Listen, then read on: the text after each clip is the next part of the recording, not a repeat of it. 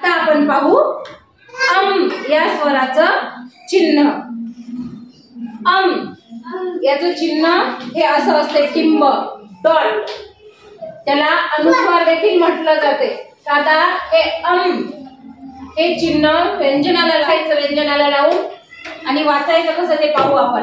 कला कम, कला कम, गला गम, भला घम, चला चम, छला छम, जला जम, झला झम, टला टम, थला थम, डला डम, धला धम, नला नम, तला तम, थला थम, दला दम, धला धम, नला नम, पला पम, फला फम, बला बम, भला भम, मला मम, यला यम, रला रम, लला लम, वला वम, शला शम, शला शम, सला सम, हला हम, रला रम, शला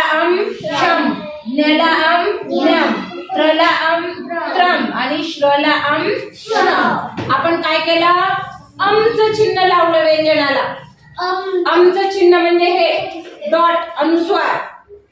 मग त्याला वाचायचं कसं? कला कम, खला खम, गला गम, भला घम, चला चम, छला छम, जला जम, झला झम, टला टम, थला थम, दला दम, धला धम, नला नम, तला तम, थला थम, दला दम, धला धम, नला नम, पला पम, फला फम, बला बम, भला भम, मला मम, यला यम, रला रम, लला लम, वला वम, शला शम, शला शम, सला सम, हला हम, रला रम, शला शम, न्यला न्यम,